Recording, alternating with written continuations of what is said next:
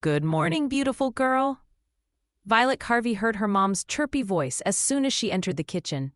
Her mom, Barbara, was standing over the cramped kitchen counter in their small apartment, fixing a nice tuna sandwich and putting it inside a brown bag. "Good morning, Mom. What are you doing?" Violet replied. "I'm packing you lunch for school." "Mom, I'm not in school anymore. I've graduated last month." Oh, Barbara stopped whatever she was doing immediately. She didn't remember that her beautiful daughter was already 18 and a high school graduate. "It's fine, I'll take it anyway," Violet said sweetly. She felt bad about it and grabbed the brown paper bag, stuffing it inside her backpack. "Thanks, Mom." "You're welcome," Barbara smiled. "By the way, what is Dylan doing in the house? Shouldn't he be in New York right now?" "Mom, Dylan's dropped out from college," Violet explained patiently. "He did?" Barbara gasped in shock, like this was the first time she heard it. "Why?" Violet let out a sigh. This was not the first time she had to explain to her mom about the things going on around the house. Ever since Barbara got diagnosed with Alzheimer's last year, her memory and health had been deteriorating. Barbara stopped working entirely, and Violet's older brother Dylan even dropped out of college and moved back home so he could help them out. "No reason. He just doesn't think school's for him," Violet lied. She knew her mom would feel bad if she told her the real reason. The Carvey family had been struggling financially for the past several years, especially since Violet's father died. Life hadn't always been this difficult for them, especially when Violet was young. She was actually born into a middle-upper-class family. James Carvey was a successful businessman in a small town in New Jersey.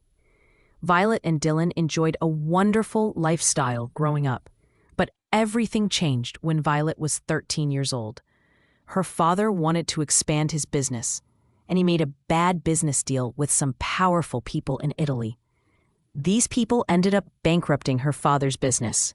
It got so bad that her father had to borrow money from so many people just so the family could stay afloat. In the end, Violet's father had to sell their 3-story home, all their cars and assets, and they moved into a small rental apartment in Newark. It didn't help that James fell ill, and he couldn't work to support his family. Barbara had to step up and work at the factories. And finally, James Carvey couldn't take it anymore. One day, he said he was going to the store, but he ended up crashing the car down the cliff on the highway. He died, leaving his family with a mountain of debt and some insurance money. As soon as Violet turned 14, she started working at ice cream stores or coffee shops to help out the family. Dylan, who was 2 years older, started working at a local bar owned by their father's old friend, the Union. Once Dylan turned 18, he got a scholarship to study at Fordham. Barbara was so happy for him, and he promised that he'd get a good education so their family could go back to the way it was. Unfortunately, only 2 years later, Barbara's health began to decline with Alzheimer's. Violet was still a senior in high school. Dylan knew it was his responsibility as the oldest son to go back and help his family, so he dropped out of Fordham and returned to Newark. He got his old job back at the Union, except he also did many other side hustles, the kind of work that Violet would never mention to her mom. "Oh, so that's why Dylan's been around the house lately," Barbara nodded her head. "Yeah. He's dropped out since last year, Mom. He's been around ever since." "Oh, I see," Barbara said. Violet smiled sweetly, but she knew she would have to explain this again tomorrow morning. "Anyway, I gotta go to work. Call me if you need anything or check the post-its if you forget something," Violet said as she grabbed her things from the kitchen counter. "Okay, dear. Have fun at work." "I love you, Mom." "Love you too, sweet girl." Barbara kissed her daughter's cheek, and Violet made her way to the door. She checked her reflection in the mirror for 2 seconds before she headed out. Her dark brown hair was long, her face was pale, but her purple-blue eyes were shining bright. If she had more time in the morning, she would have put on some makeup, but there was no time for pleasantries.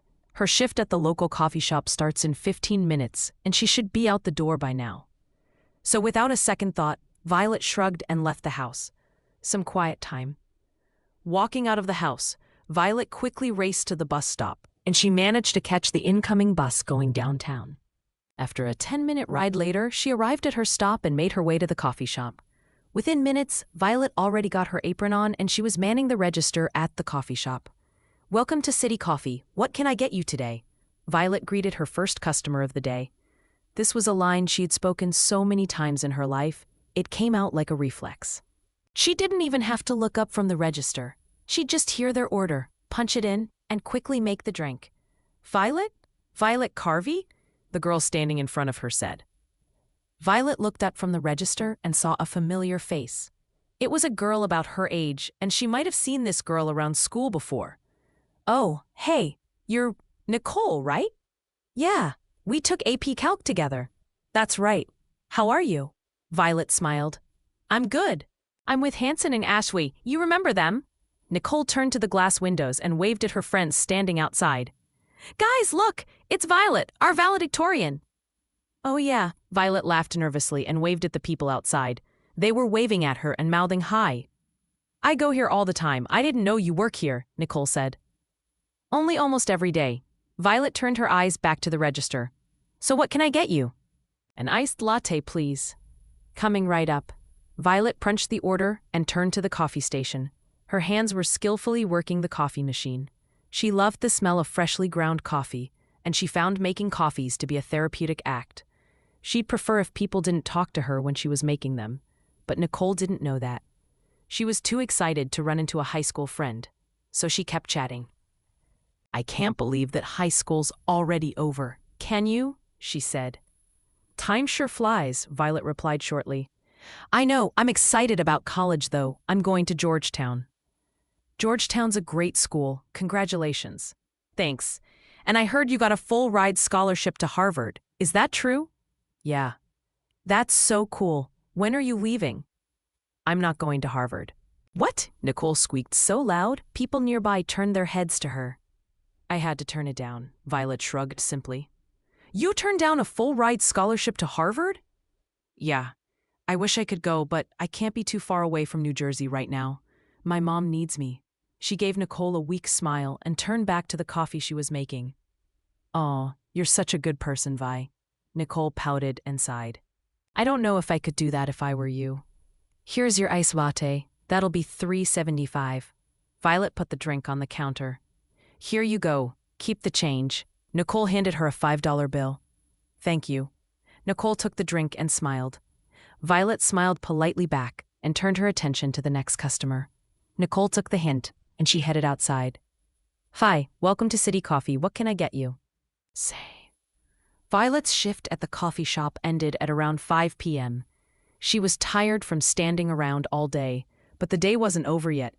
She took a quick dinner break before jumping into another bus.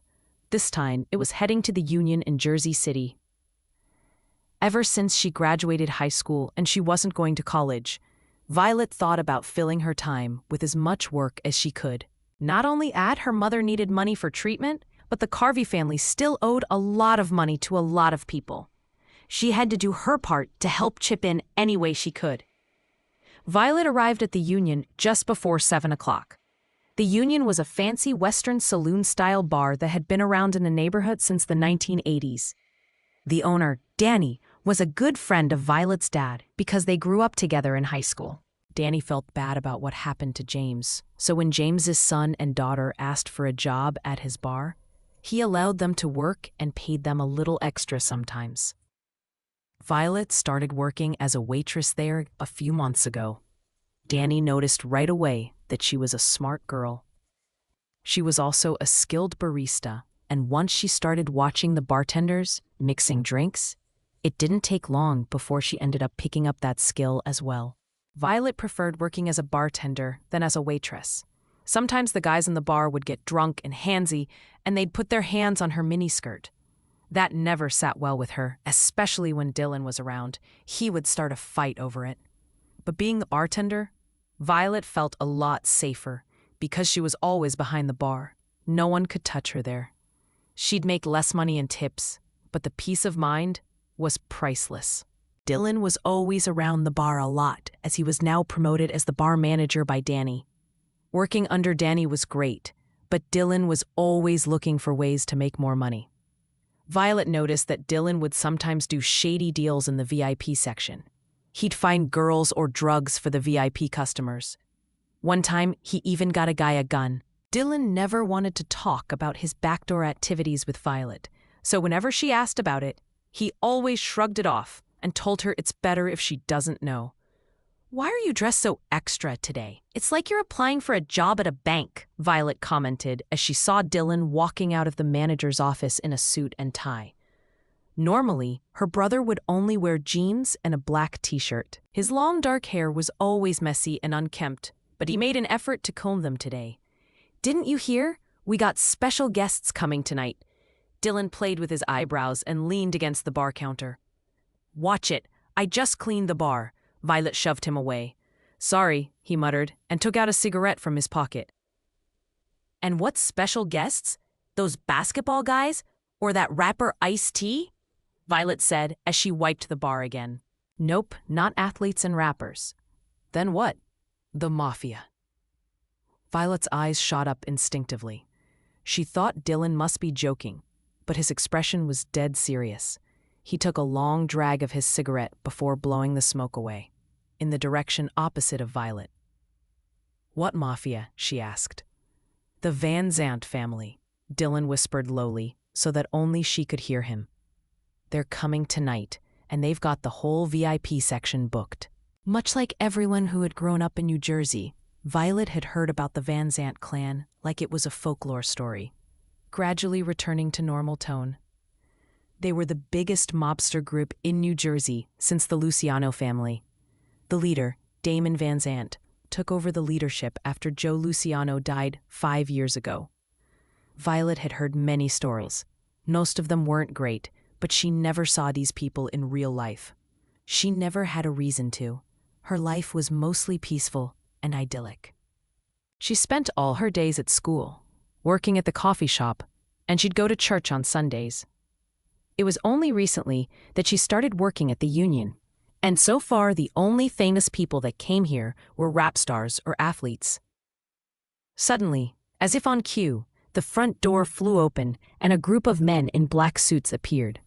Violet turned her head instantly. She noticed the atmosphere in the air shifted as this group of guys entered the room. Dylan quickly put out his cigarette and started walking to the door to greet the men. One of the men stood out from the rest. He was standing in the very middle. He was tall, tan-skinned, dark-haired, and tattoos were peeking out of his expensive 3-piece suit. Violet found herself gazing at this mysterious figure. His eyes were dark and unreadable, but his gaze was sharp, sharper than that killer jawline. And that was the first time Violet saw him in person, the devil in the flesh, Damon Van Zandt. "Damon." "Good morning, Mr. Van Zandt." Damon looked up to see his consigliere greeting him at the door to his study. Consigliere is another word for advisor, most notably to a crime boss such as Damon himself. His consigliere's name is Adrian Luciano. He was the nephew to the famed mob king Joseph Luciano, who was the head of the New Jersey underworld from the 1980s up to now when Damon took over. Adrian, being a Luciano himself, had more claim to the throne over Damon, who was only an orphan when Joe Luciano took him in. But Adrian never wanted the throne. Adrian preferred a more peaceful lifestyle with his wife Talia. So when Damon was willing to take over the throne, Adrian was more than happy to help him. They grew up together, and Adrian knew there was no one more fitting to be king than Damon Van Zandt. Damon was not born into the Luciano family. In fact, he never even met his real family. When he was only a baby, his mother left him on the footsteps of a Catholic church with only a blanket and his name. He was raised as an orphan at the church before he was put in foster care as a young kid. He moved from home to home before finally, at the age of 14, Damon met Joseph Luciano, who soon became a father figure to him. Damon was first raised to be a trained assassin. He was agile, quick, and cunning. He killed his first man at the age of 15, and the man was twice his age and size. Damon soon became Joseph's favorite killing machine. He would do everything Joseph told him to, no questions asked. But after some time had passed, killing became a boring chore for the quick-witted Damon. Joseph saw this too. Damon had the potential for leadership and politics, so Joseph started grooming him to become his successor. It worked out pretty well, as Joseph never had a son of his own. He had one daughter, though, a beautiful girl named Isabella. Isabella was the first girl Damon ever really loved. She had long dark hair and purple blue eyes. Damon loved everything about her, the way she speaks, the way she dances, and most of all, he loved her heart. In a world as cruel and dark as the Mafia underground, Isabella was a ray of light and hope for him. After pursuing Isabella for years, at the age of 19, Isabella finally said yes to marrying Damon. His wedding day was the happiest day of his life. Joseph even arranged the biggest wedding party New Jersey had ever known. But on the day of the wedding, when everyone was drunk and high on love, a rival gang, the Maranzano family, appeared out of nowhere and started opening fire. Joseph was killed on the spot, and so was Damon's beautiful bride. It was the most gruesome sight Damon had ever seen. The happiest day of his life had turned into the worst. They managed to kill almost all of the Maranzano guys that crashed the wedding. But that was nothing compared to their losses. They lost their king, Joseph, and the princess Isabella. And as for Damon, he lost everything he ever held dear. Ever since that day, Damon took over the post as the king, and he vowed to avenge Joseph and Isabella's death. He also made another vow. He would never fall in love again. Love was a weakness, and there was no room for weakness when you live in a world like his. If you're finished with that paperwork, your presence is required downstairs, Your Grace, Adrian said again. You're trying to be funny, aren't you? Damon scoffed and closed the stack of files on his desk. Calling you boss is a cliché, don't you think? I'm trying to be more creative here, Adrian replied. Fuck off, Adrian. I will. I'm just supposed to let you know that everything's ready. They're waiting for you. Damon knew exactly what that meant. He buttoned his suit and stood up from his chair. With a menacing grin playing on his face, Damon strode out of the study and headed to the basement. Adrian was following close behind him, but he didn't go into the basement. Damon was going into battle, and the advisor wasn't needed on the battlefield. Adrian stayed outside, and he was pacing nervously. Damon pushed the metal doors behind the wooden door to the room in the basement. This was a special room, built under the estate that resembled a war bunker. It was a room meant for protection, but ever since he took over, Damon turned the room into a torture chamber for his enemies.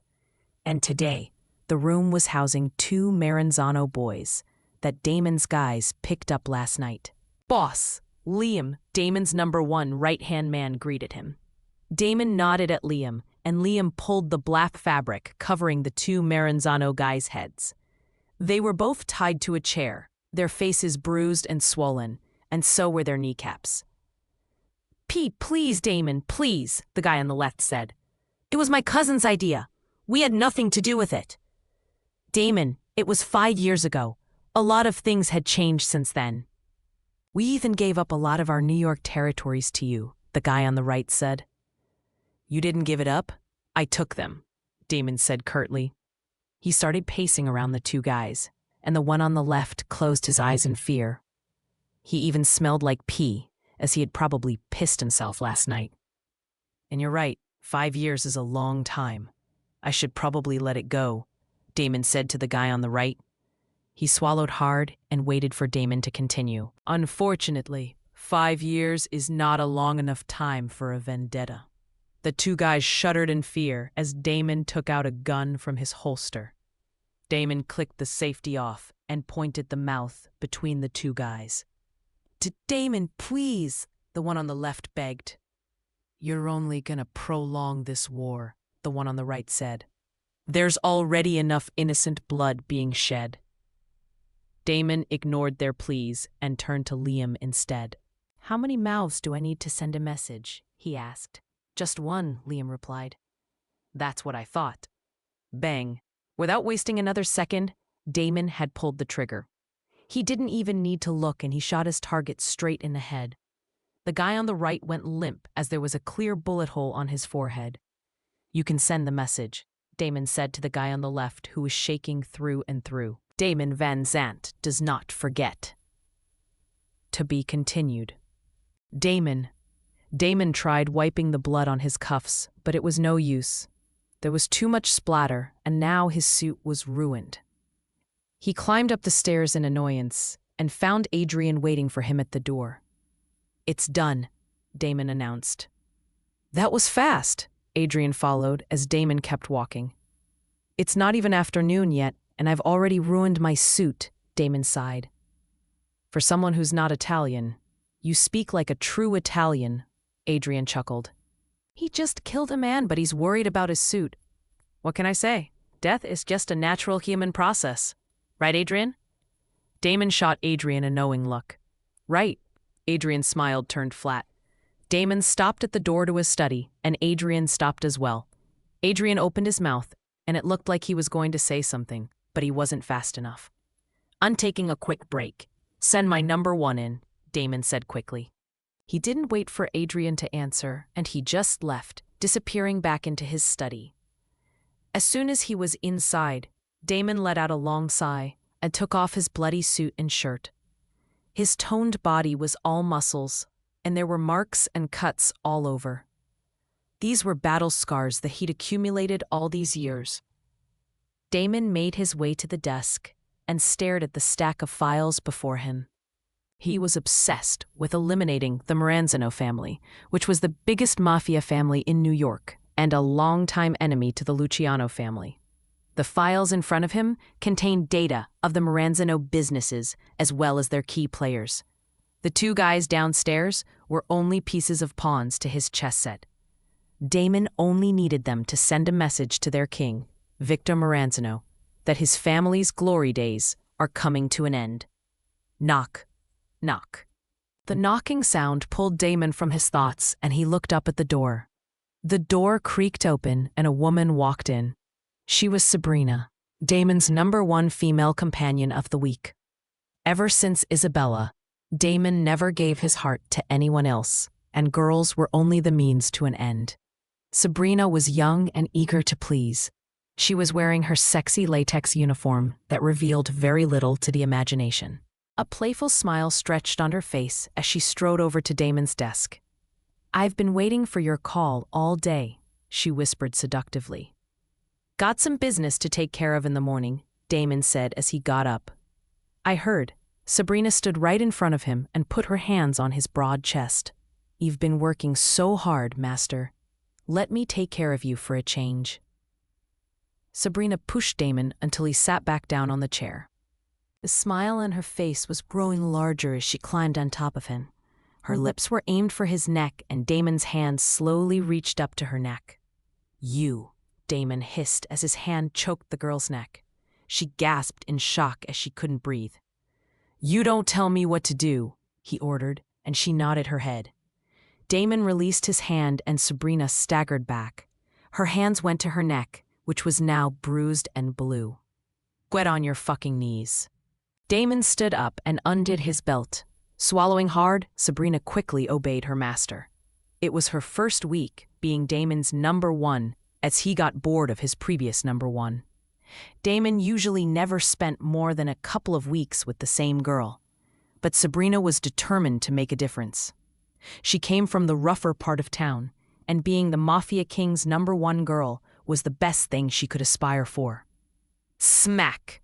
The sound of Damon's leather belt connecting with her skin sent shivers up and down her spine. "Ah!" she screamed in pain, but that only made him rougher, and he struck her harder. Smack! Smack! And when the afternoon was done and the sun had set over the city, Damon knew it was time for another night of work. Tonight, he and his boys were visiting a local bar in Jersey City called the Union to make deals with other families around the area. Damon had to make sure he was able to keep the peace inside his own territory if he were to make war with the nearby Maranzano family. The night started out like any other night. After leaving a torn-up Sabrina on the floor of his study, Damon put on a fresh new suit and headed out the door. Outside the estate, 3 black SUVs were already parked and waiting for him. Liam and his boys were in the first car. The last car was filled with bodyguards, and the second one was for him and Adrian. Adrian kissed his wife, Talia, goodbye before following Damon into the car. Talia waved her hand and smiled, both at Damon and at her husband. Damon replied with a curt wave as the cars drove out of the gates. After about 20 minutes of driving, the cars pulled up in front of the Union. After making sure that the place was good, Damon got out of the car and walked into the building. Liam and his other bodyguards were already ahead of him. Liam whispered something in the bar manager's ear, and within the next 5 minutes, everyone who wasn't necessary was leaving the premises, including the waitresses and bartenders. Damon sat in the VIP section with his boys as they waited for the arrival of the other families. The bar was now almost empty, except for the manager, and there was one female bartender still at the bar. "What happened? Where's everyone going?" the girl asked. "We need everybody out. This is an official Van Zandt business. You too, Vi, you gotta go," the manager said. "What? I thought I was gonna ride home with you." Answer: "Not tonight. Here, you can take my car. I'll find a way home." The manager gave her his car key, and she took it reluctantly. "Dylan," she asked.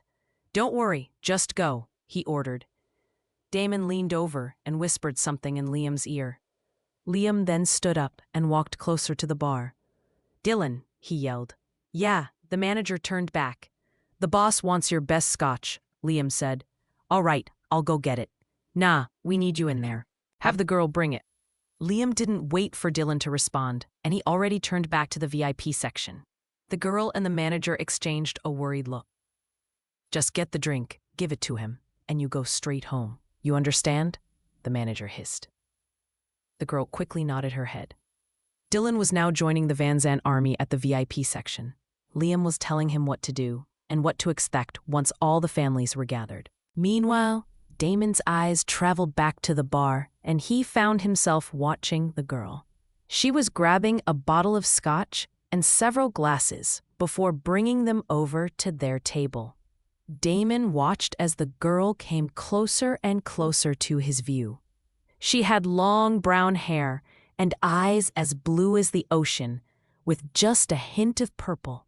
Her skin was smooth like porcelain, and her cheeks turned a slight hint of pink as soon as she saw him watching her. And that was the first time Damon saw her in person, the angel in the flesh, Violet Rose Carvey. To be continued, to be continued, to be continued. Violet grabbed the most expensive bottle of whiskey she could find, the 30-year-old Macallan, and the retail price was about $1,600. She brought the bottle over to their table and put it down right in the middle. She thought they would be impressed once they saw the bottle. That was most people's reaction, but the guys just looked at her with a bored stare. "Yeah, we're gonna need more than one bottle, sweetheart," he snickered.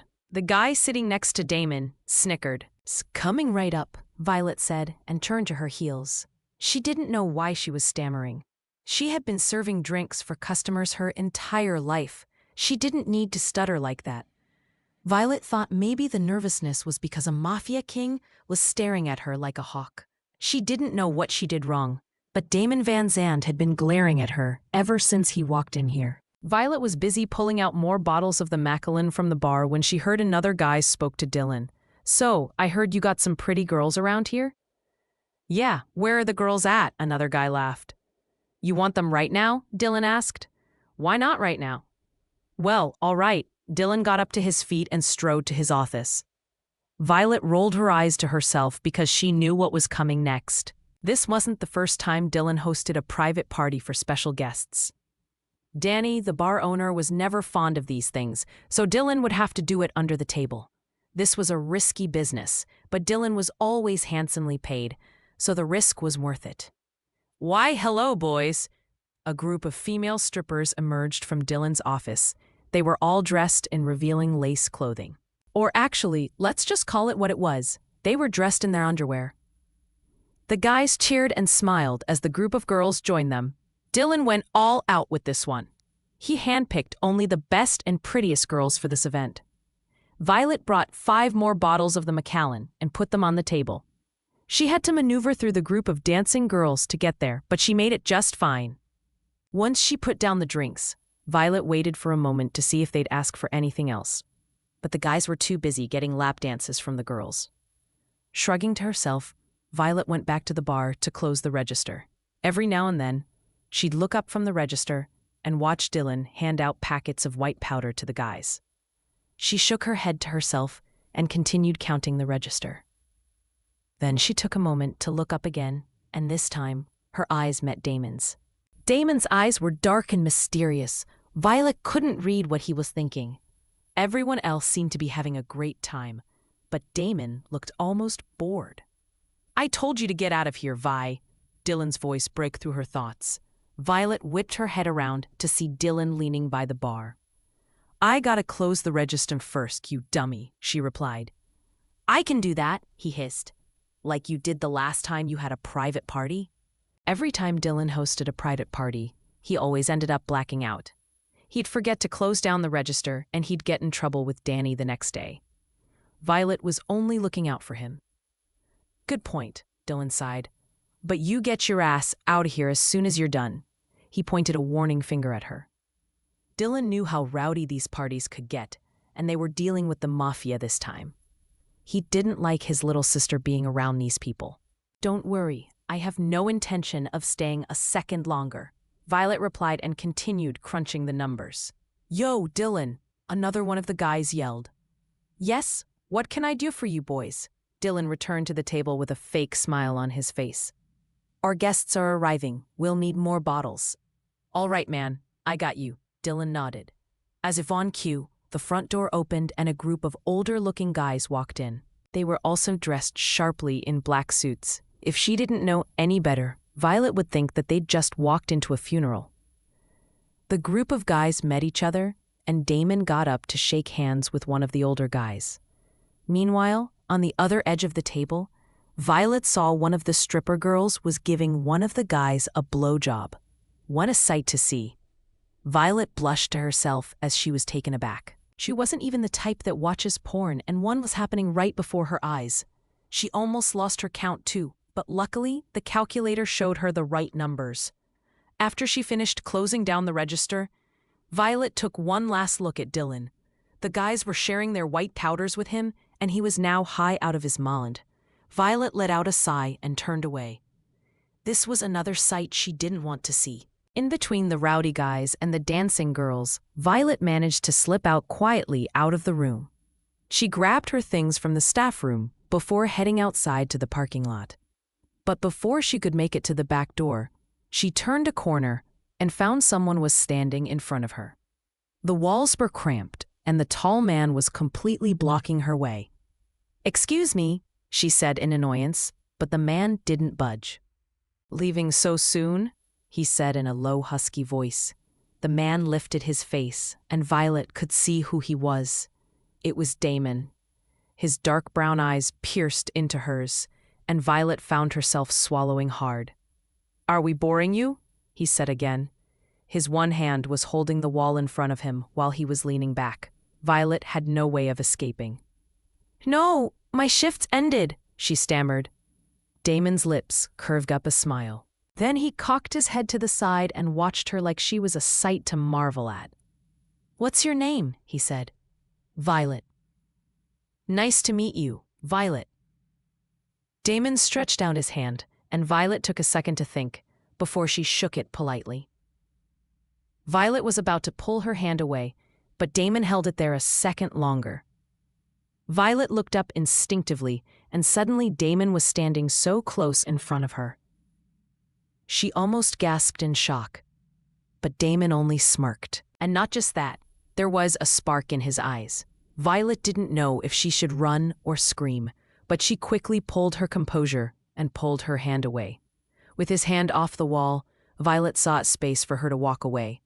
But just before she was about to slip past him, he said, "So what's a girl like you doing in a place like this?" Violet turned back around instinctively. "A girl like me?" she asked. "Beautiful, smart, and," he paused for a beat before adding, "clearly inexperienced." The sentence started out great, but Violet was offended by the end of it. She prided herself in her work. She hated it when people looked down on her just because she was young or she didn't look the part. "For your information, I'm well qualified for this job," Violet stated matter-of-factly. "I've been working here since I wasn't talking about the job, Damon cut her off. Violet fell silent. If he wasn't talking about the job, what was he talking about? Damon let out another one of that devilish smirk and a low chuckle. He motioned a little wave before turning around, muttering, "Have a good night, Violet." 30 minutes later, Violet found herself sitting in Dylan's car in the parking lot, unsure of what to do. If this were just another one of Dylan's stupid private parties, Violet wouldn't think twice before leaving. But this was different. Something didn't sit well with her. Hosting a party for the Mafia could mean trouble. She heard stories and watched a lot of movies about these people. Like, what if they start killing people? Aside from her mom, Dylan was the only family she had left. Violet wouldn't know what to do with herself if something bad happens to him. She glanced at the clock again. It was a little over 1 a.m.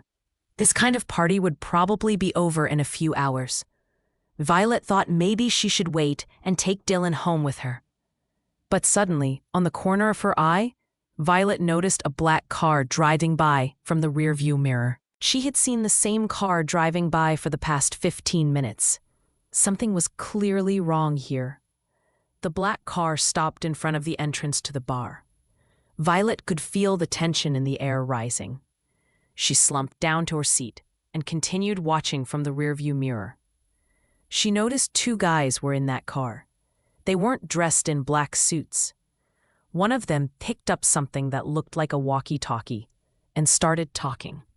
And not long after that, Violet saw another black car pulling up behind it. This time, the car had a police siren on the top. "This is a cop car." Violet immediately understood what was happening. The cops probably got tipped off about this meeting, and they were about to bust through the doors.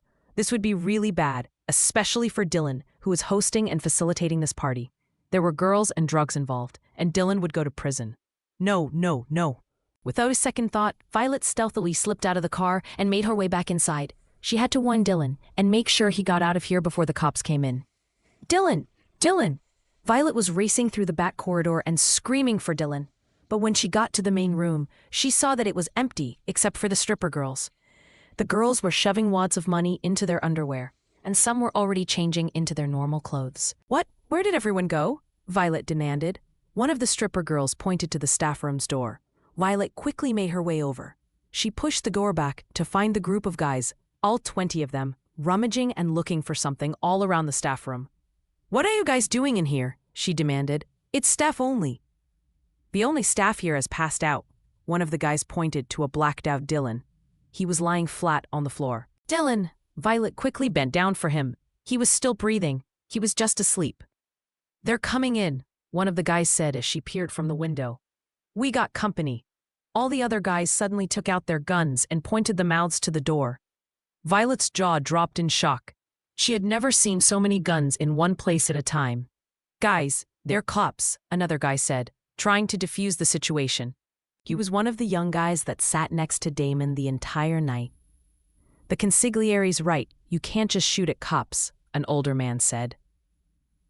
"So what do you suggest? We just bend over and surrender ourselves?" another guy said. He was the biggest out of everyone, and he looked the angriest. "Liam, calm down," Violet heard Damon's voice spoke. He was in here too. "There's an exit around here somewhere. We just gotta find it." The guys began looking around the room, moving around furniture, and tapping on the walls. "This is fucking stupid. The only dude that knows the exit is out cold," Liam roared again. Violet realized Dylan must have told them about the secret exit from the staff room, but he passed out before he could tell them where. "Hey," Violet found herself saying, "if you're looking for the exit, you're looking in the wrong place." Everyone stopped moving and turned to Violet. She got up to her feet and walked to the large painting hanging on one side of the wall. She lifted the painting down and revealed a secret door behind it. The door was small, almost like a window, and it would lead them straight to the backside of the parking lot. This was something Danny installed years ago when he was buying into the whole apocalypse bullshit.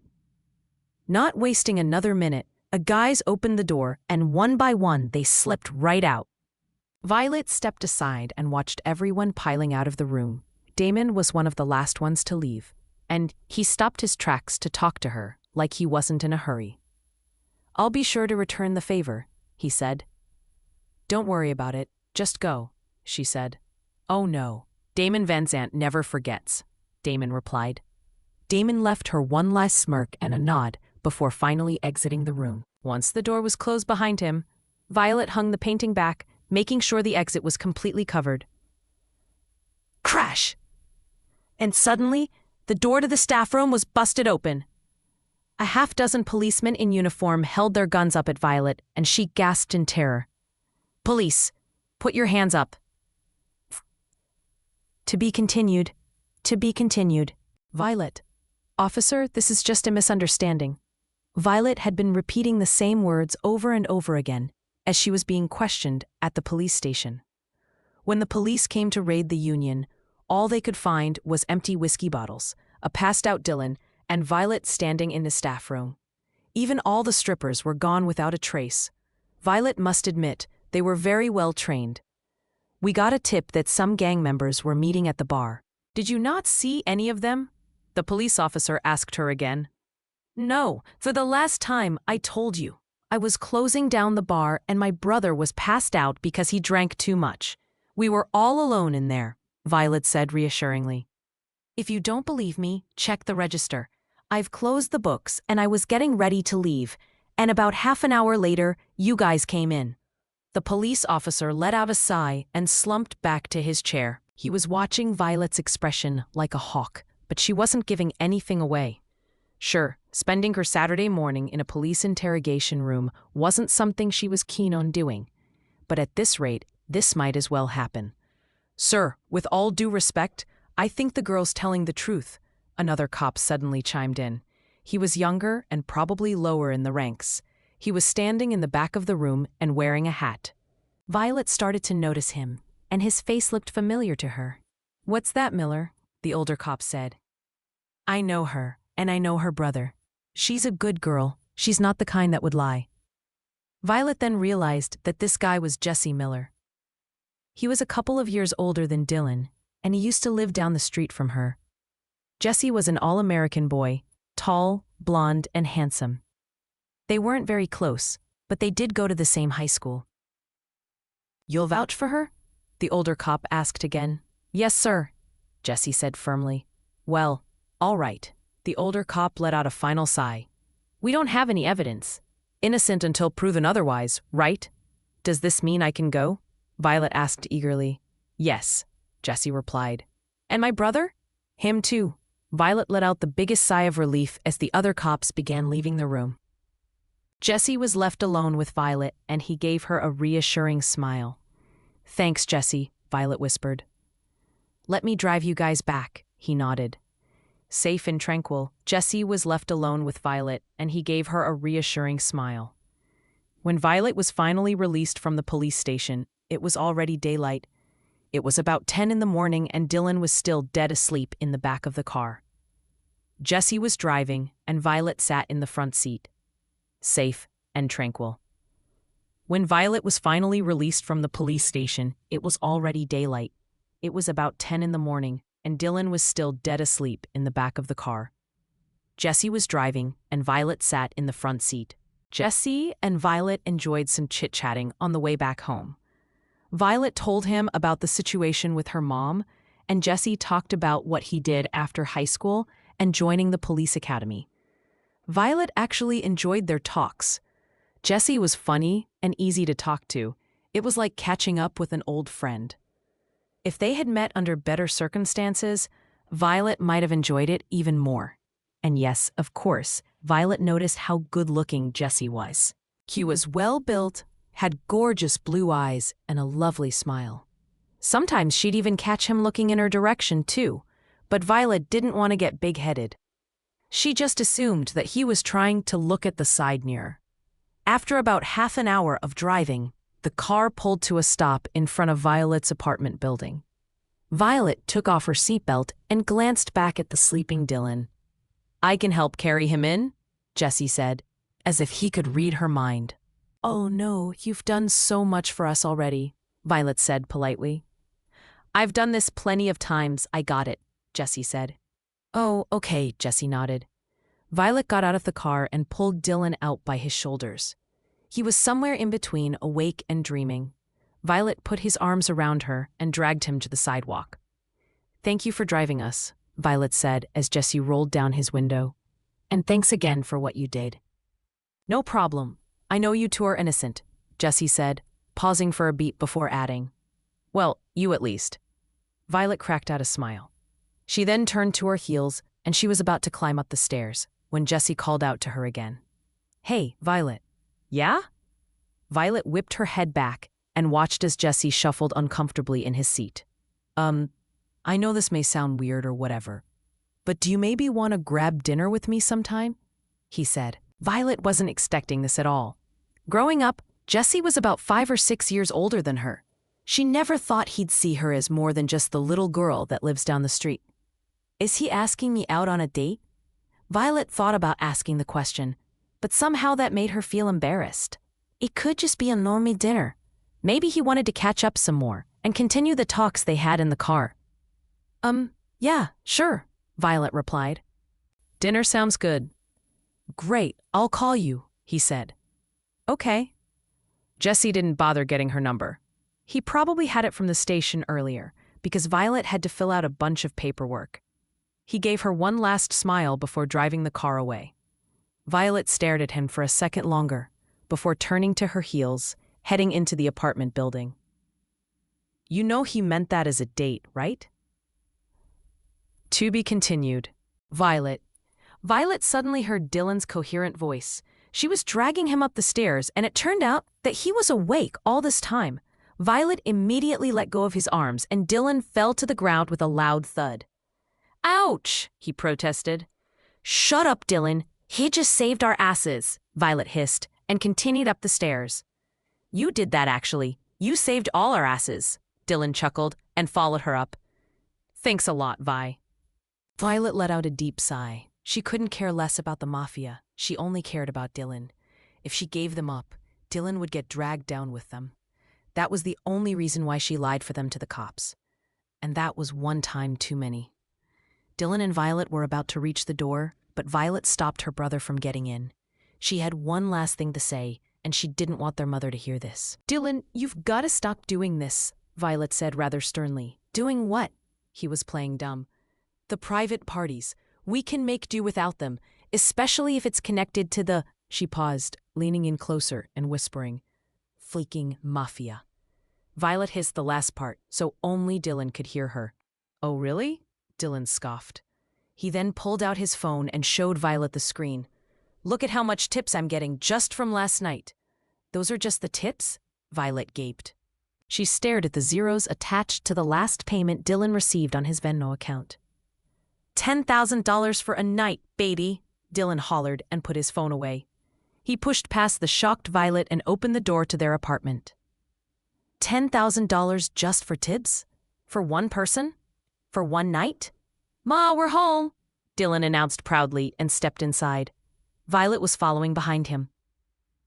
"Violet, Dylan, where have you two been?" Their mother came out with a concerned look. "We had some work to do down at the Union," he said simply. "It ran long, so we ended up sleeping over there."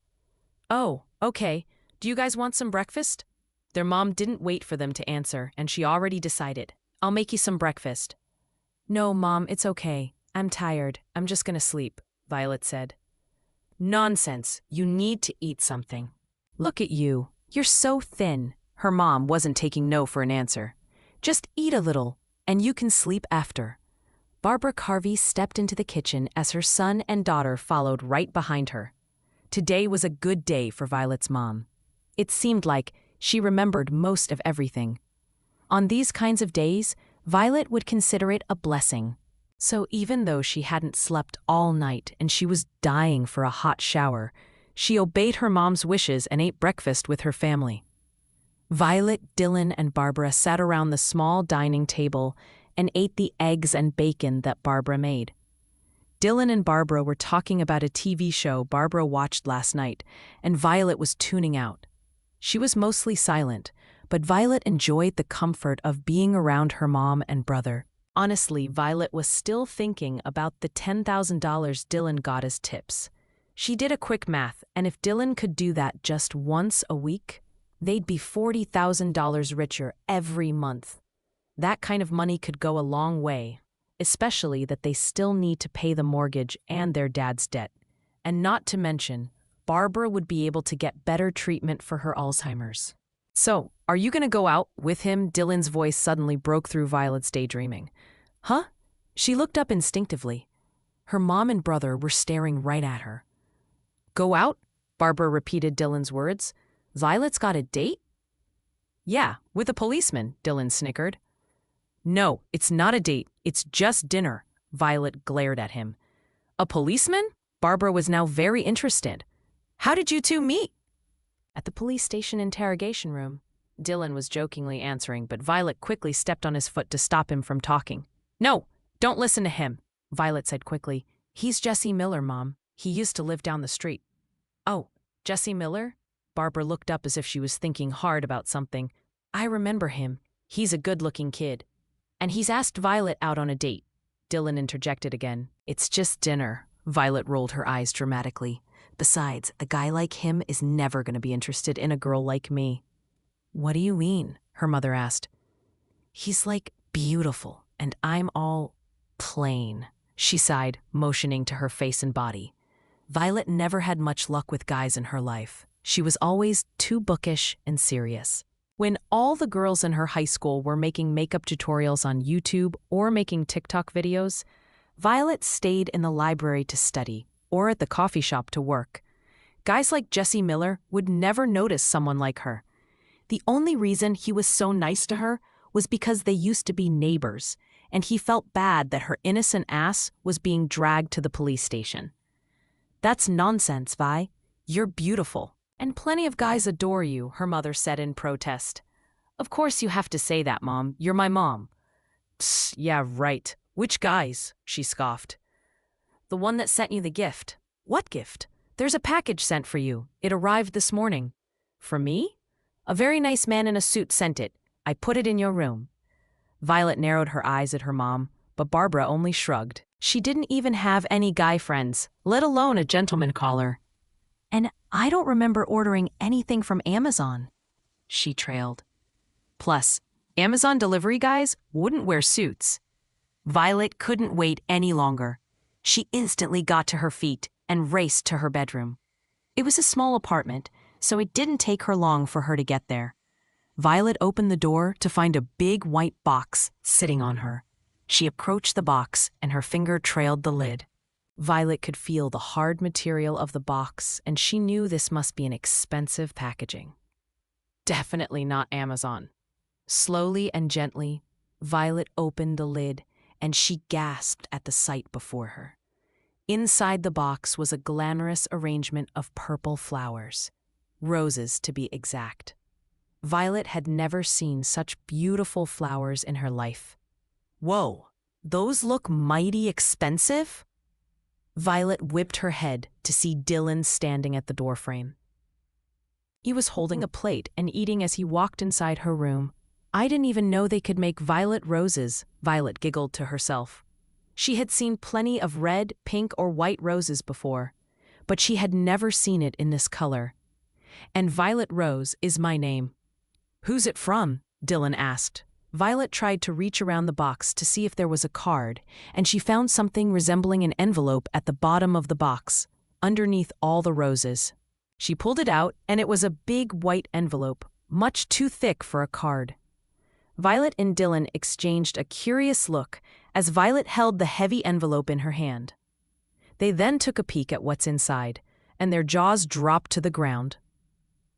"Oh my God, Dylan!" Violet gasped. Her hands were shaking. "Shit," Dylan muttered. "That's 30 grand right there." Inside the white envelope were 3 stacks of $10,000 notes. The only other time Violet has held this much cash in her hand was when she was counting the register at work.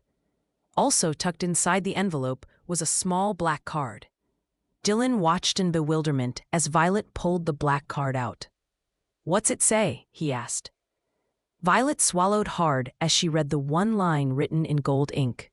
She couldn't even open her mouth to speak. She simply showed the card to Dylan and let him read it by himself. "Now we're even.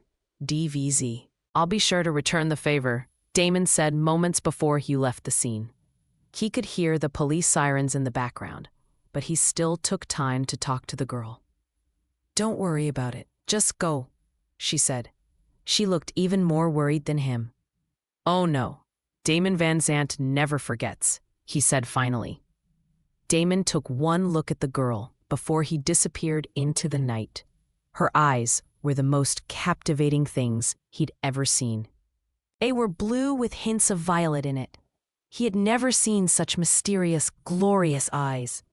When Damon told her that he wouldn't forget, he was talking about being indebted to her because she'd helped them escape. That very night, as soon as the Van Zandt clan made their way back to the estate, Damon set out 2 orders of business. The first one was to figure out the mole who ratted them out to the cops. The second order of business was to find out this girl's identity, and Damon sent her a little gift in return. It didn't take long for his men to finish these 2 jobs. The next morning, not even a full 8 hours later, both these jobs were already done. "Boss," Liam greeted Damon in his office. Damon was drinking his morning coffee with Adrian, and they were going through the news. There wasn't anything about the police raiding the Union, which meant their tracks were covered quite well. "You found the rat?" Damon asked, without lifting his eyes from the papers. "Yes, sir." "What'd you do to him?" "He's gone, sir," Liam nodded reassuringly. "We've cleaned him up, without a trace." "Good," Damon said simply. "Who was he working for?" Adrian asked. "Just a small-time crook from Jersey City looking to cash in," Liam replied. "He's not linked to any other families." "You sure about that?" Damon asked. "Yes, we've checked, very thoroughly." "And I thought you did that before we started the meeting?" Damon shot a look at Liam and he gulped instinctively. "I'm very sorry, boss. That will never happen again. I'll double up the security," Liam said. "Damn right something like that can never happen again," Adrian scoffed. "If not for that waitress, we almost got busted by the cops. You know how embarrassing that would have been?" "Yes, I completely understand." Liam could only put his head down, knowing full well he'd done messed up. "This is fucking amateur shit," Damon muttered. "I'm starting to wonder if you can even do your job, Liam." "This will never happen again, I promise you, boss." Liam's eyes shot back up instantly. "On my life, I promise." Damon only needed one look into Liam's eyes, and he knew Liam wasn't kidding. He'd die before letting anything like this happen again. "All right, you may go," Damon said. Liam nodded his head and turned around. But before he could reach the door, Damon called out again. "Did you do the second thing I asked you to do?" Liam quickly turned back around. "Yes, we've sent her the money, flowers, and the message. Just like you asked, boss." "Good," Damon said. "Go on then." Liam exited the room, and Damon was left with his trusted consigliere. Damon went back to reading the papers, but he could feel Adrian's gaze piercing into his face. "You got her flowers?" Adrian asked. "Never would have taken you for a romantic." "She saved our asses. I thought I'd be a little decent." Damon let out a laugh and closed the newspaper. "Decent, huh?" Adrian scoffed mockingly. "Yeah, that's you."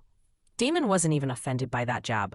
Judging from the way he was treating the girls around him, he was never known as the decent type.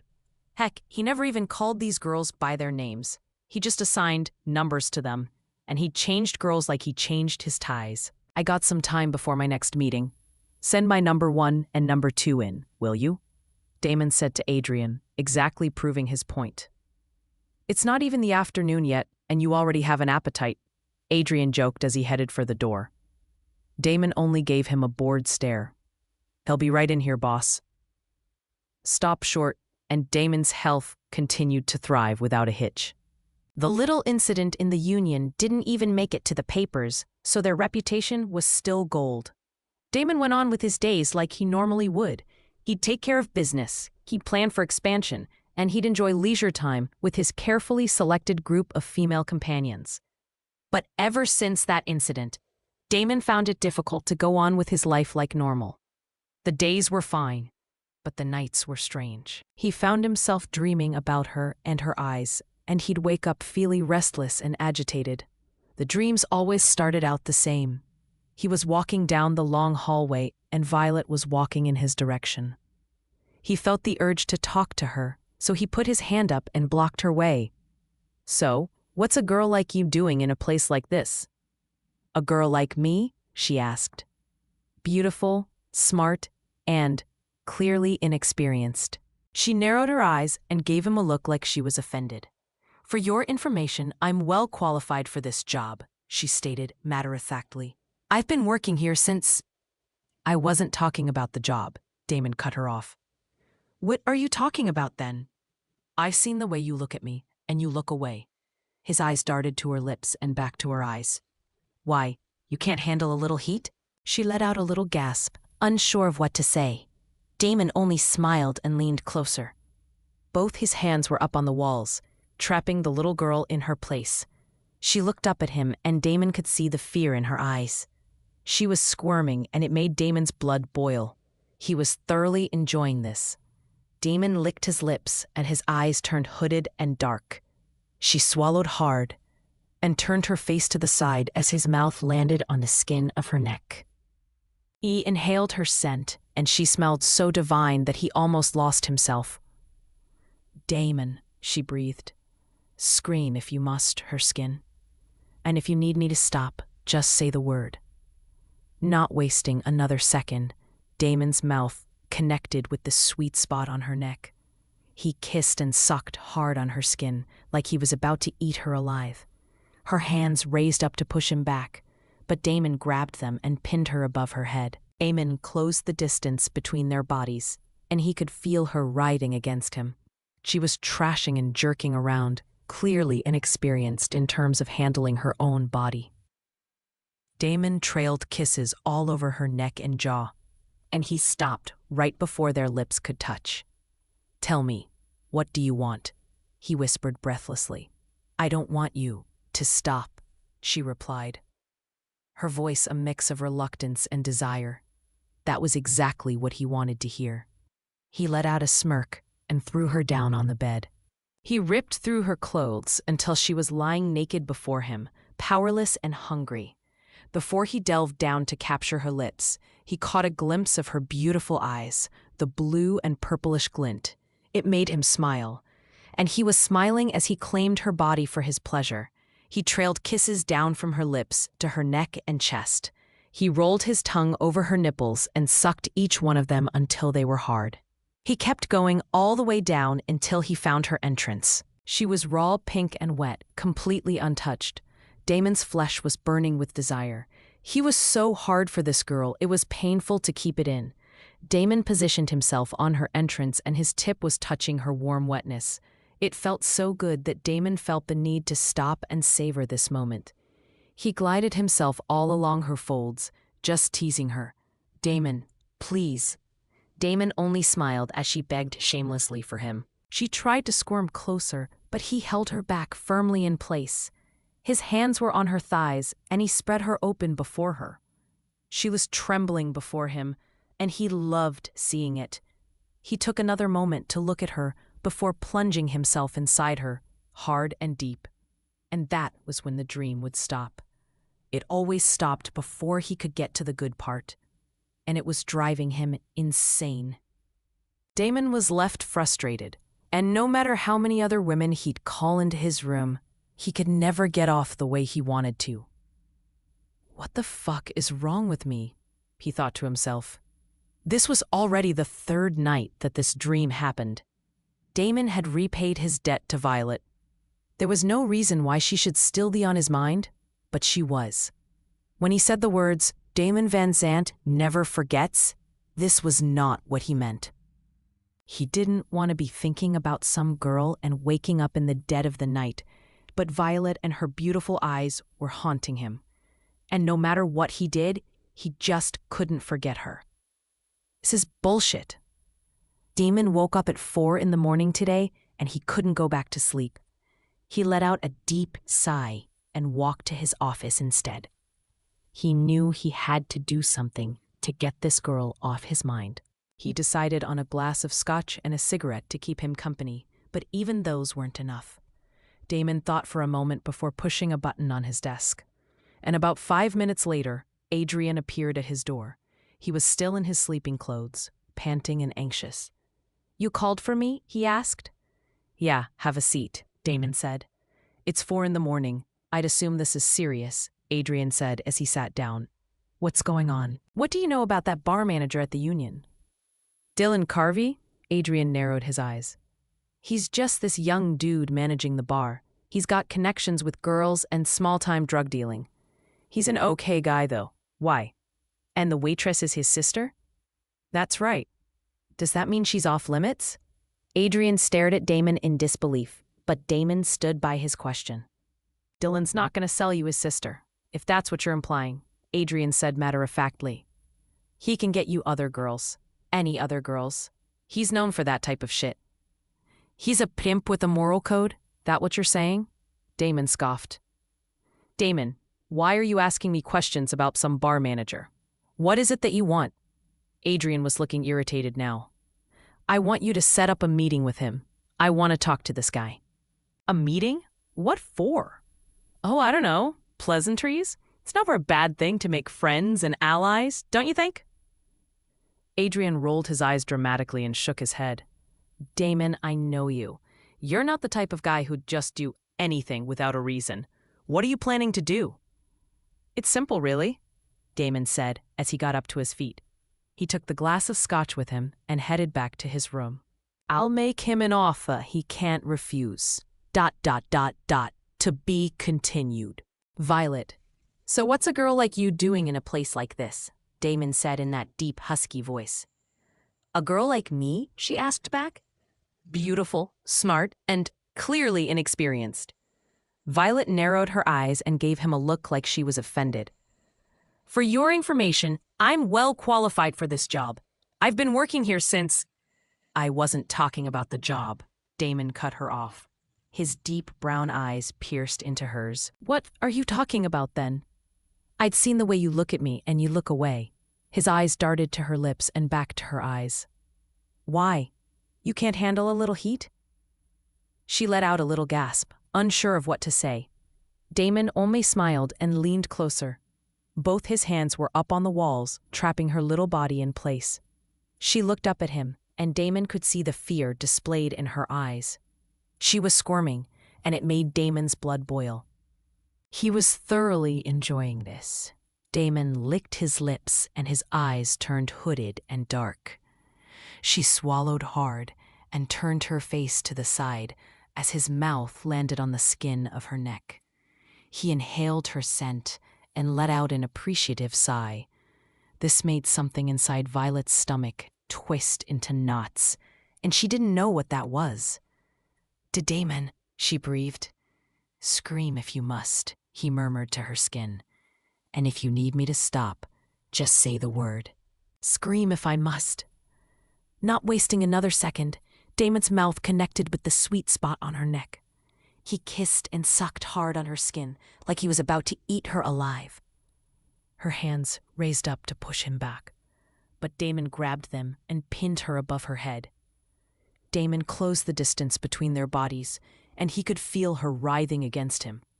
She was trashing and jerking around, clearly inexperienced in terms of handling her own body. Damon trailed kisses all over her neck and jaw, and he stopped right before their lips could touch.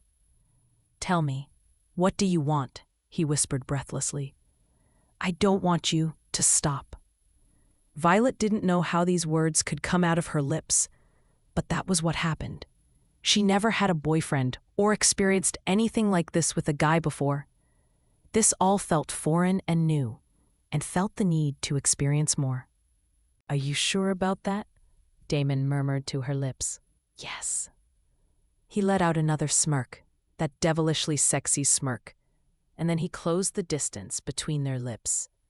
Violet's breath hitched as their lips connected, and his lips were coaxing hers into submission. Finally, she closed her eyes and let the sensation take over. Her hands were still pinned above her head, and her skin was burning with a desire she didn't know what. You've never done this before, haven't you? Damon said through the kiss. Violet could only gulp. It was too embarrassing to admit that she was an 18-year-old girl who had never kissed a boy in her life. Damon pulled away slightly, and he cocked his head to the side. Wait, don't tell me. He paused for a beat before saying, Are you a virgin? Ring, ring, Ring. The alarm clock rang incessantly, and it woke Violet straight up. Her eyes jerked open, and the ceiling to her bedroom was the first thing she saw. She let out a deep sigh before turning off the alarm. It was just a dream, she thought to herself. Getting off from the bed, Violet grabbed her clothes, and she was about to head to the bathroom when she noticed the big white box sitting on her desk. A week had passed since it was delivered to her house, and the purple roses that were in it were getting dry, but they were still too pretty to be thrown out. Violet stared at the roses for a second more before she shook her head and went to the bathroom. Today was a day like any other day for Violet. She woke up at 5 in the morning, took a shower, had breakfast, and went to her shift at the coffee shop. Her dream last night was something out of the ordinary. Slight pause, but apart from that, her day started out normal and great. The coffee shop was always packed with people in the morning, but by the time the afternoon rolled around, the business was winding down. Violet had finished all her side duties, and there weren't any customers in sight, so Violet started looking at her phone. Something intriguing caught her attention, as there was a text notification from Jessie. Jessie Miller. Hey Vi, it's Jessie. Jessie Miller, are you free tonight for dinner? Violet couldn't stop the smile forming on her face. A week had passed since Jessie drove her home from the police station, and she was starting to forget all about this dinner thing. She didn't think Jessie was serious about asking her out, but he was. Violet thought for a moment as her fingers hovered over the keypad, thinking of something clever to say back. Excuse me, can I get a cappuccino to go, please? In the midst of her daydreaming, she didn't realize that a customer was waiting in front of her. Violet quickly put her phone away and looked up. There was a man dressed in a sleek black suit staring straight at her. "One cappuccino coming right up," she said, as she worked the register with speed. Violet was suddenly feeling nervous as she worked the coffee machine. She had never seen this man before, and seeing guys in suits in downtown New Jersey wasn't something new. But ever since her encounter with the Van Zandt clan, she could never look at guys in suits the same way again. "Here's your cappuccino. Thank you for waiting." Violet smiled and handed the stranger his drink. "Thanks, keep the change." He put down a $5 bill and walked out with his drink. Violet let out a sigh and pulled the money from the counter. Then she thought of her phone again and Jessie's offer for dinner. Violet was still thinking of what to say when suddenly her phone started ringing. "Is that Jessie?" Violet quickly pulled her phone out, and her face turned to a frown when she saw Dylan's name on the screen. She thought about hitting the reject button, but since the coffee shop was empty anyway, she decided to take the call. "Dylan, I'm working. What is it?" Mom fell." Dylan's voice was somewhat shaking. "What? She's in St. Jude's right now. Can you come over?" Violet thought for a moment that this might be a joke, but even Dylan wouldn't pull something like this on her. "Please, V," he said again. "I don't know what to do." Violet didn't even think twice before pulling off her apron and marching to the manager's office. "I'll be right there," she said. "What the hell happened?" Violet demanded as soon as she spotted Dylan sitting in the waiting room of the hospital. "I don't know, we were at home. I was in the living room, and she's in the bathroom, and she just fell." Dylan looked confused, tired, and scared. Violet let out a sigh. "And what did the doctor say?" "They're still running some tests, but she broke some bones, and she'll need surgery." "Surgery?" "Yeah, and since Mom couldn't get on Medicaid with the Alzheimer's, we might have to pay full price for it." "Well, don't worry about money. I have some," Violet said, referring to the $30,000 in cash she received last week. She hadn't touched any of it, and it was just sitting in the bank.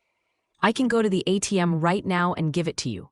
Dylan sighed and shook his head. "We're gonna need a lot more than that, Vi. Not to mention the medication, doctor checkups, and Mom might need physical therapy."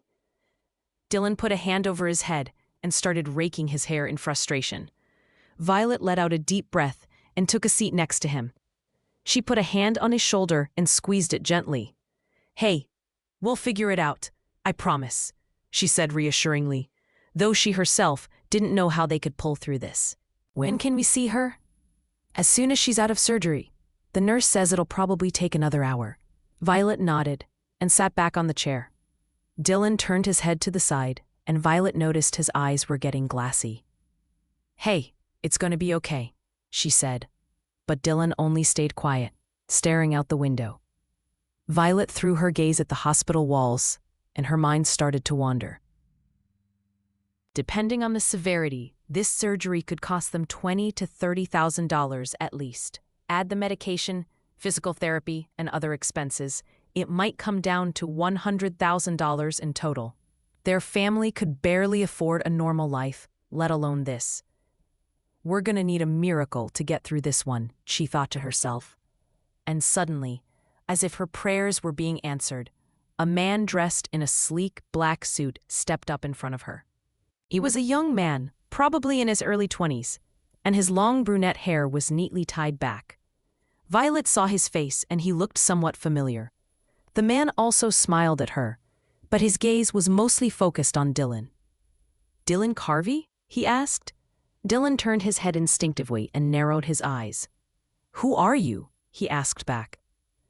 "We've met briefly at the Union a week ago." The man stretched out his hand to Dylan. "I'm Adrian Luciano, the consigliere to Mr. Van Zandt?" Dylan didn't think twice before shaking the man's hand, and he quickly got up to his feet. Violet's eyes shot up, and she swallowed hard at the mention of that name. She and Dylan exchanged a worried look. "Okay, so why are you looking for me?" Dylan asked him, sounding polite but cautious. "I'm sorry to bother you at such an imposing time, but Mr. Van Zandt has required a meeting with you." "With me?" "Yes.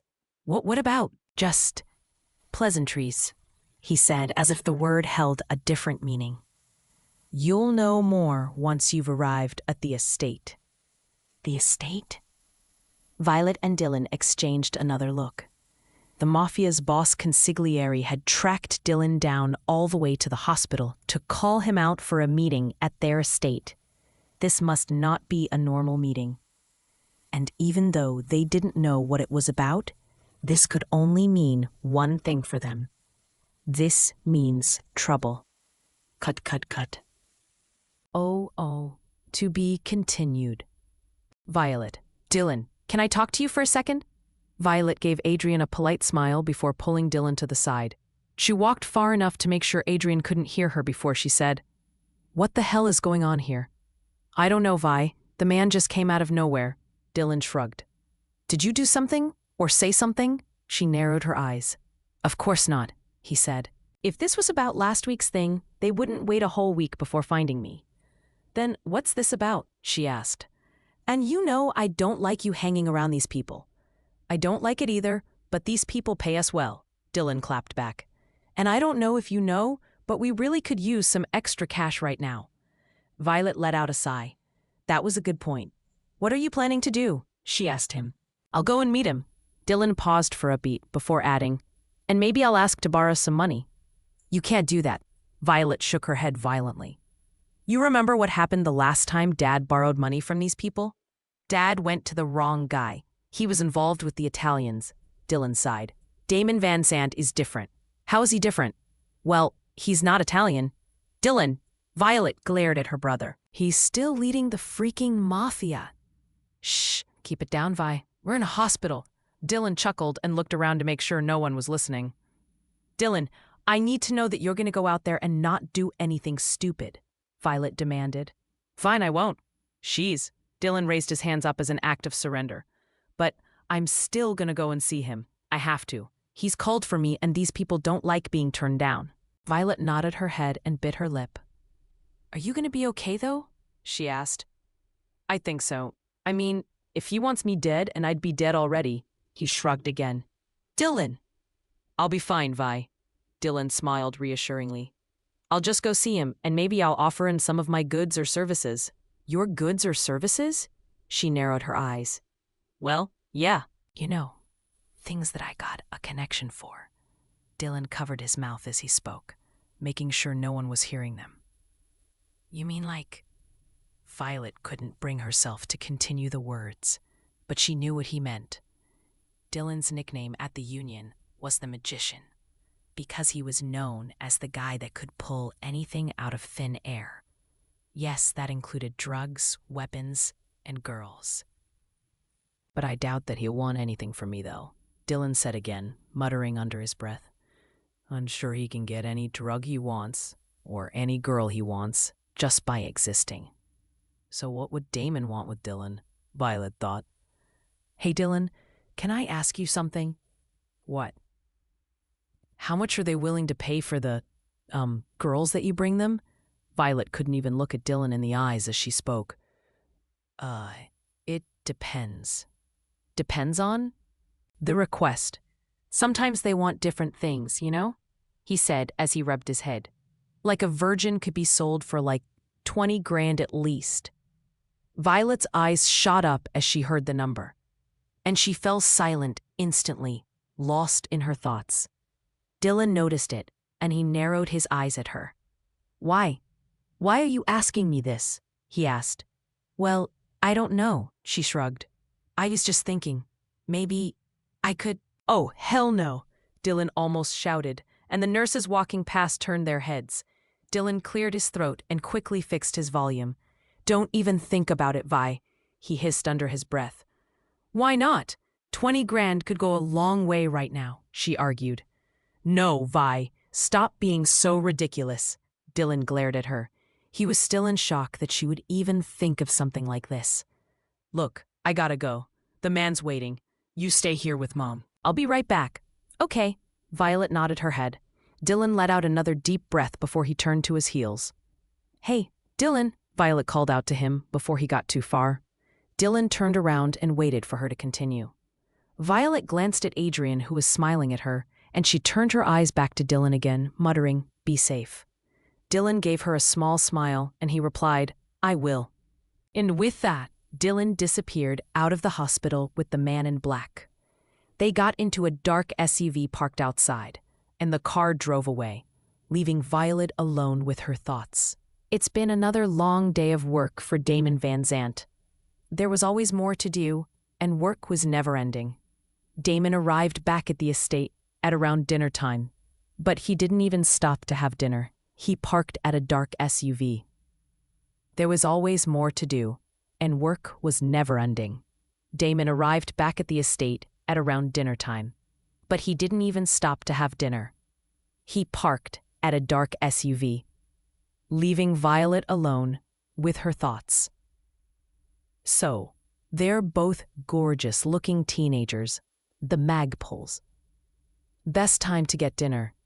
Building back shopping. Damon Van Zandt. Settling down. Elena, the head maid, had prepared a full 3-course meal for nothing. Damon passed by the dining room and went straight to his office to continue working. Knock, knock. Damon didn't realize how long he was working until he heard a knock on the door. He checked the clock, and it was almost 9 p.m., but Damon had no intentions of stopping. Come in, he said, without lifting his eyes from the desk. Adrian pushed the door open and stood before him. Damon, Dylan Carvey's here to see you, he announced. Damon found himself lifting his eyes. Bring him in. It's about damn time, Damon thought to himself. A small smile was playing on Damon's face as Adrian moved aside, and seconds later, Dylan Carvey stepped in. Mr. Van Zandt, Dylan greeted him cautiously. He took a look around Dylan's office before slowly walking in. Damon gestured to the chair in front of the desk, and Dylan sat down. Please, call me Damon. Damon cleared his desk and went to the bar behind him. Anything to drink? Sure, Damon. Came back with a bottle of scotch and 2 glasses. Damon was acting nice and friendly, but this only made Dylan even more anxious. Dylan was fidgeting, and Damon took his time to pour the drinks. Thank you, Dylan said once he received his glass. Damon watched him closely, and Dylan swallowed the drink nervously. Damon then opened the first drawer to his desk and pulled out a folder. Dylan couldn't see what he was reading, but it was actually a file that Damon's guys had gathered about the Carvey family. About Dylan and Violet Carvey, to be exact. Damon, it's quite a surprise that you want to see me, Dylan chuckled nervously, breaking the silence in the room. Is there something you want from me? Of course there is. We'll get there. Damon only smiled. He flipped another page in his file and started reading out loud. Dylan Anderson Carvey, 21 years old, son of James and Barbara Carvey. You dropped out of Fordham last year before moving back with your family. Why is that? Can't really afford it, Dylan said simply. His eyes were narrowed at the file in Damon's hand. Yes, I saw that your father had passed away, leaving the family with a lump sum of debt. Damon continued, without taking his eyes off the paper. It must be difficult for you, being the oldest son and all. It's all right, I get by. Dylan shrugged. Is the unions paying you well? Not as well as you. Damon let out a smile. He flipped another page in the file and read aloud. You have a younger sister, Violet Rose Carvey, 18 years of age. She just graduated from McNair High School and was offered a scholarship at Harvard. That is true, Dylan nodded. She must be a very smart girl to get a full-ride scholarship to Harvard. She is. Why didn't she take it? Because she's far kinder than she's smart. Damon let out another smile. It seemed like a fascinating answer to him. He put the file down and stared at Dylan in the eyes for the first time that night. How interesting, he said. Tell me more. Well, I don't know what to tell you, Dylan shuffled uncomfortably in his seat. Violet's a good girl. She studies a lot. She loves to read. She loves her family. She goes to church on Sundays. She's religious? Damon cut her off. I guess so, Dylan replied. And you're not? I kind of gave up on the idea of God existing a long time ago, Dylan shrugged. I see. Damon stood up from his seat and walked to the window by the desk. He had his back turned to Dylan as he said, Is your sister involved with any other guy at the moment? Dylan found the question rather odd, but Damon was an odd guy. This meeting in general was very odd. He was suddenly summoned into a Mafia king's private office. Damon had a file about him and his sister, and he was asking Dylan about their private matters. Dylan didn't know where this was going, and he didn't know what else to do but continue answering. As far as I know, Violet has never been with any guy. She's always too busy with work and stuff, Dylan replied. I think she never even had a boyfriend. Damon turned his head instinctively. His eyes met Dylan's again, and he paused for a moment before saying, Are you saying she's a virgin? Dylan didn't know what to say. He knew the answer to that question, but he was too concerned with why Damon was asking for such things in the first place. Answer the question, Carvey, Damon said again. His tone was deep and demanding. Dylan found himself swallowing hard. Yes, I believe so. Good, Damon let out a smile. A big one this time. And why is that a good thing? Dylan asked. The air in the room was getting more and more uncomfortable for him. Damon simply turned around and walked back to the desk. He sat on the edge of the desk, facing Dylan. Then he cocked his head to the side and said, Because I have an offer for you, and it might just help your family's situation. Dylan kept his gaze straight at Damon and asked, Which is? Damon's smile grew wider, and he didn't even flinch as he said, I will give you $1 million for your sister's virginity. Stop. This is end, Damon said silently. Damon, I will give you $1 million for your sister's virginity. Dylan's mouth instantly fell open. He couldn't believe what he was hearing. You've got to be kidding me, right? Dylan tried to laugh it off, thinking Damon wasn't serious, but Damon's expression was stiff. I'm a man of many things, but jokes aren't one of them, Damon said simply. So, you're saying you want to give us $1 million? Yes, and for a night with her. Dylan found himself babbling, looking for the right words to say. Crazy. That's outrageous. And that's up to her, I suppose, Damon said as he moved back to his chair. I guess I'm just letting you know in advance so that maybe you can give her the message? Dylan stared at Damon in disbelief. So this was why he was being summoned so suddenly. Because Damon wanted to buy Violet's virginity. Dylan couldn't believe the man's audacity and confidence, and he couldn't believe what he was offering them either. $1 million was no joke of an offer. Dylan's first instinct was to grab Damon by the collars and yell that his sister was not for sale, but he knew he'd be shot dead before he could even do that, so he calmed himself down. Dylan thought for a moment, and he remembered what Violet said to him earlier. Well, I don't know. She shrugged. I was just thinking maybe I could? Oh, hell no, Dylan almost shouted. Don't even think about it, Vi, he hissed under his breath. Why not? 20 grand could go a long way right now, she argued. Dylan threw his glance to the side and let out a sigh. He was considering the offer, and Damon looked pleased. And what if she says no? Dylan asked after a while of silence. Then that's her choice, no hard feelings, Damon replied, pausing for a beat before adding, but I have a feeling that she's smarter than that. Damon let out a smile, but Dylan wasn't amused. He was shuffling in his seat again, eager to get out of here. All right, I'll tell her about your offer and we'll be in touch. Is that all? He asked.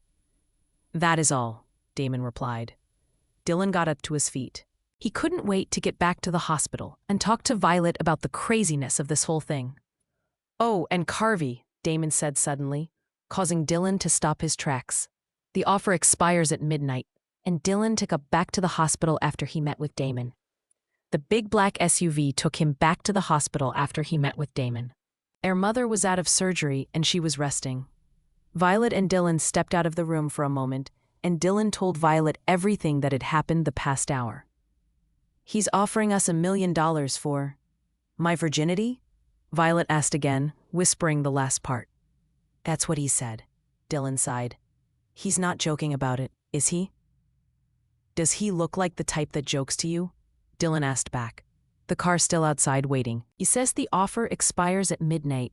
Violet fell silent as she took all of this in. It wasn't every day that someone would offer to give you $1 million, even if the offer came with a detestable request. You're not seriously considering this, are you? Dylan narrowed his eyes at his sister. And you're not? Violet asked back. It's $1 million, Dill. I know, but it's just a thing, Violet cut him off. Everyone will lose them eventually. But not like this, Dylan shook his head. Why not? Violet argued. Isn't this better than me losing it in the back of a limo at some prom? Hey, Dylan groaned in protest. Violet was actually talking about him. We're gonna get $1 million, Dill.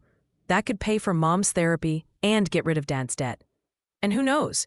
Maybe we both can go back to school. Violet was making a great point.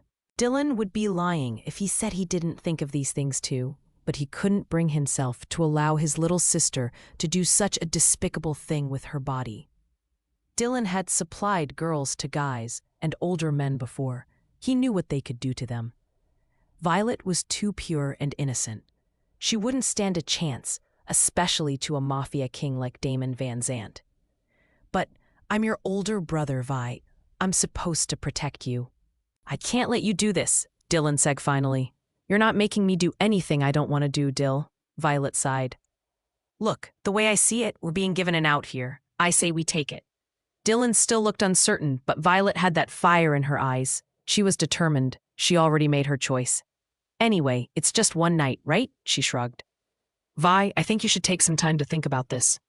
Dylan sighed. You heard what he said. The offer expires at midnight, Violet replied. Vi.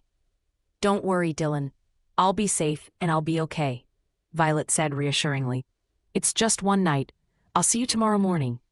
Violet glanced at the clock, and it was now 11 p.m. at night. She only had another hour before this opportunity of a lifetime will pass her by. There was no time to stop and think. Violet already knew what she had to do. Dylan knew he couldn't do anything to stop Violet. He put his head down and let out another frustrated sigh.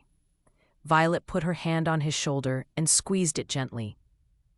Take care of Mom, okay? And with that, Violet left Dylan standing alone in the hospital corridor.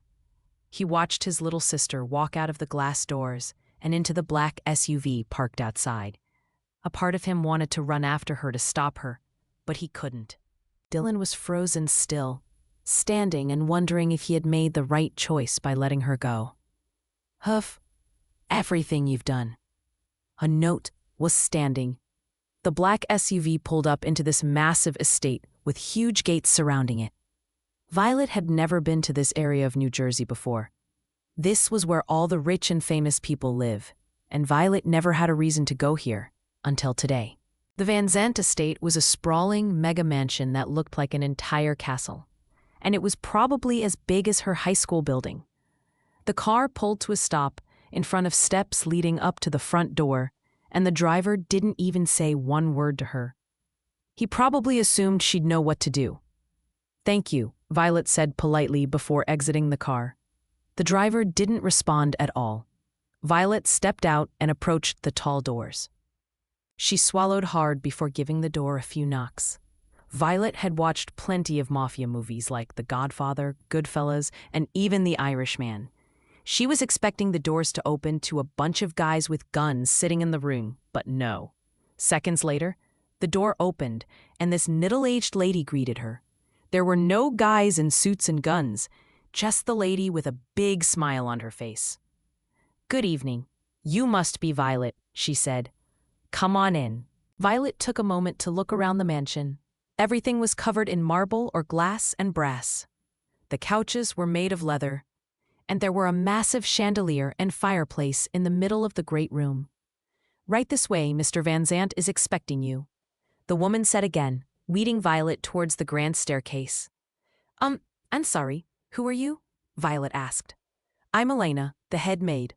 Please follow me, Mr. Van Zandt doesn't like to wait," she replied. Violet picked up her face and followed Elena up the stairs. She wondered how Elena knew who she was and how Damon was expecting her. How did he know that she was going to come? Elena stopped walking as they reached a dark wooden double door at the end of the hallway. She knocked twice on the door and waited for a response. "Yes?" A voice answered from the inside. Violet remembered the sound of that voice very well. It was the same voice that was haunting her dreams. It was Damon. "Mr. Van Zandt, I have Violet Carvey to see you," Elena said. "Send her in," he replied. Elena stepped aside and gestured for Violet to go inside. And it was at this moment that Violet was starting to doubt her decision. She looked to Elena for help, but Elena only gestured for the door. "Go on in," she said. Violet took a deep breath and reached for the door handle. The door was heavy, and it took all her strength to push it open. It didn't help that Violet was second-guessing herself. She was now thinking that she made a mistake. "I don't know if I'm ready for this. Maybe I could still back out." The door opened to reveal a large room resembling an old library. In the middle of the room were a large desk and a chair. Someone was sitting on that chair, but his back was turned to Violet. Violet could only see the man's dark hair peeking out of the chair. Violet took another step forward and the door closed loudly behind her. She glanced back to see how the door was closed, and it seemed like the option of backing away was impossible. "So, you decided to come."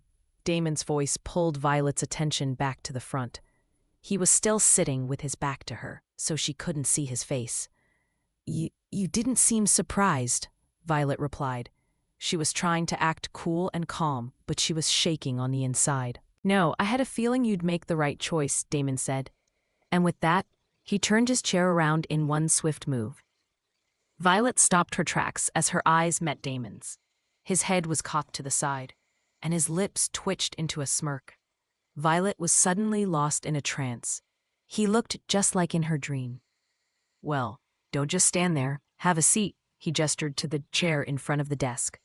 With shaky legs, Violet continued walking and took a seat. "Damon, listen, about the..." Violet was about to start the conversation and the possibility of her backing out, but Damon quickly cut her off. "Did you get the flowers?" he asked. "Yes." "Did you like them?" "I did." "Good," he said. Violet wanted to speak again, but now she lost her momentum. Meanwhile, Damon was just staring at her. His dark brown eyes pierced into hers, and it was like he could read what she was thinking. Violet found herself squirming in her seat. "Before we get on with our business, there's a bit of a paperwork you'd need to sign," Damon said suddenly.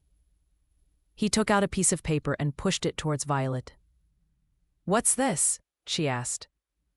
"A written agreement for the price of our sale," Damon replied.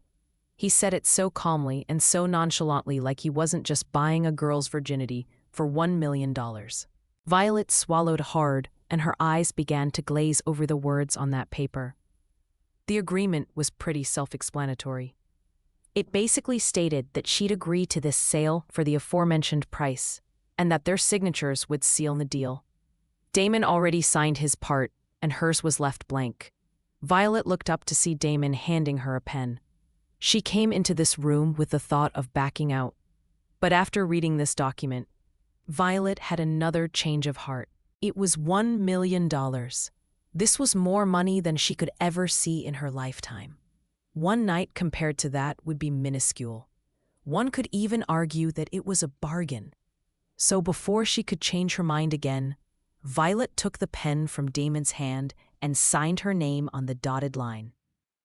Right as the clock struck midnight that night, Violet Rose Carvey had just signed a deal with Damon Van Zandt, the devil in the flesh. To be continued.